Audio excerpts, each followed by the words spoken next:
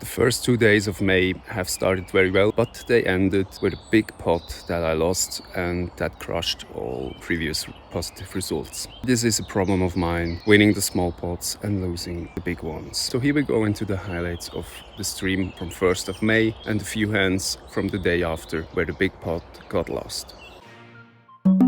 3-bet values, not all too high.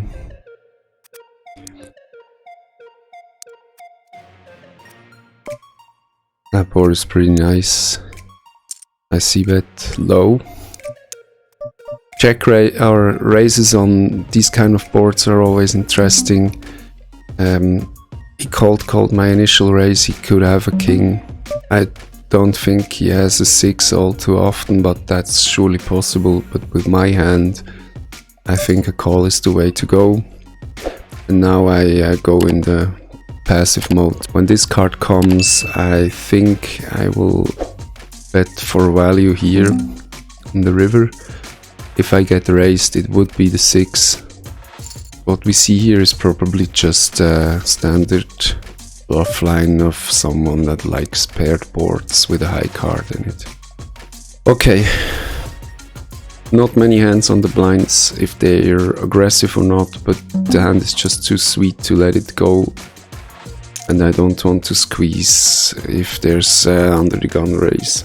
You're wondering about the numbers that overlay my tables? How to decide if 3-betting, stealing or isolating is the best line? Pokertracker 4 has the answer. It provides the visualization of the aggregated stats of myself and villains that I played hands with in a HUD, or more granular stats in drop-down menus. The graph that is displayed on my bottom right of the overlay comes from Pokertracker 4 as well. If it's post-session analytics, results tracking or whole database, league tracking of myself or any villain, Pokertracker 4 has it all. Why missing out on this big edge in your game? Use my referral link in the description of this video to try Pokertracker 4 for free in a 14-day trial. If you don't like what you get, don't prolong the free trial period. What can you lose? Now good luck on the tables, grind it up. Your Comeback-Pokergrinder. But as I feared, there was a squeeze coming, and I'm pretty sure it's clear I can't call, and I'm pretty sure he will fold too.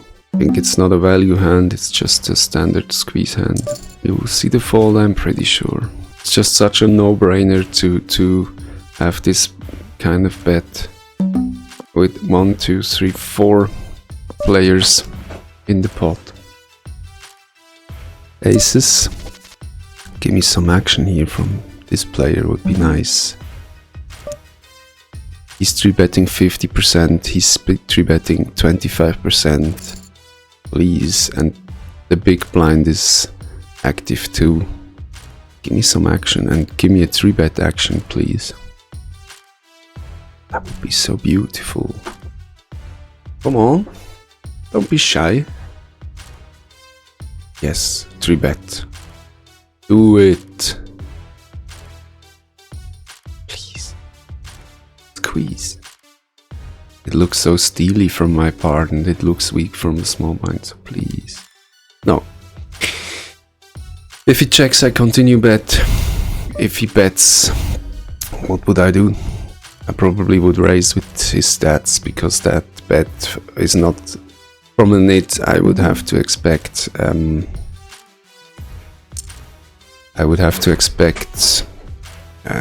it being a donkbet with a set 3s or 6s. I don't like 17-12. The gap between PFR and VPIP is getting a bit large here. And so I don't call here. I will ISO, no, squeeze, it's called. And both players are perfect squeeze targets with their massively broad ranges they bring here.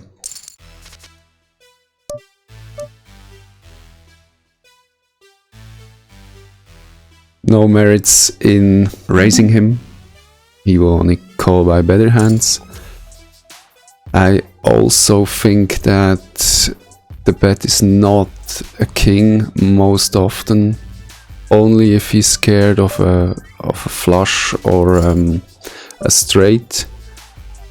But here we pick up equity, and I think I have to raise him here, and the hand will go to a showdown because he won't fold now with only 20 behind, and I hope he didn't have the king. No, no, no spade, please. Wow, I will risk a call here, even though the big blind might squeeze from time to time with his stats. Bottom set probably is the right set to bet out here. Board is scary and has some draws. I should get calls from hands that did connect with the flop somewhat. Top set is probably better to check raise. If the board was not so wet, I would have considered check raising. This is going to be 3-bet, of course. And he's so aggressive, this guy, that I consider cold 4-betting. I will have to commit on the flop, I guess. If there's 70 big blinds in and I'm 83 behind, I will just have to commit if I get called, but this guy won't call. He will either fold or raise all in. His range shouldn't be that bad either. He knows this guy isn't opening any 2, so he will have picked his spot. Here I have enough room to get all in by just checking, and he's so aggressive that I choose the passive line in hopes of letting him bluff. Which hand calls that 4-bet? Is it aces? I bet small here because I don't want to give another free card. Wow, that is so strange. Let's just make it a little bigger so there's less incentive for aggressive big blind to 3-bet. Whole new situation. Attack player calls me on the button.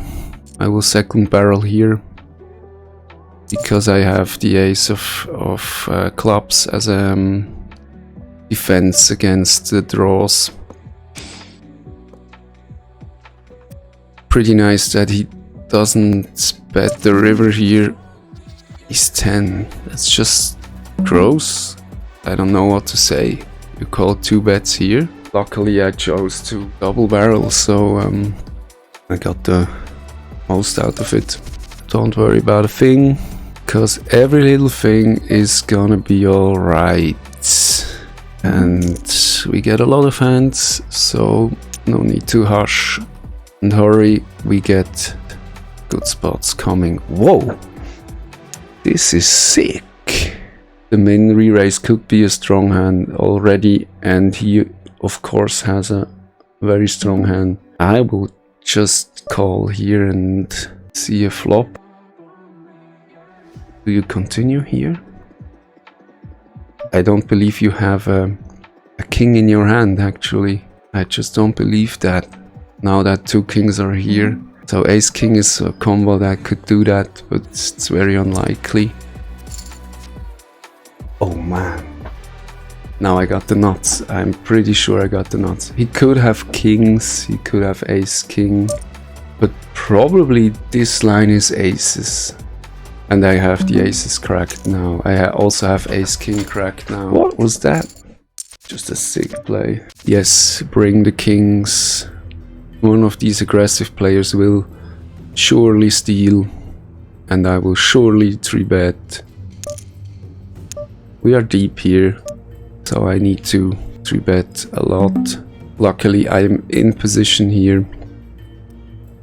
How much does he open raise from MP? 25%. I'm ahead against that range, and I 3-bet. Don't want to sweep the spot against I 3-better here. 1 high, 2 low. I will conti-bet half pot. How to flop c-bet. He will have an entry in that stat now. At 50%, now he has even more.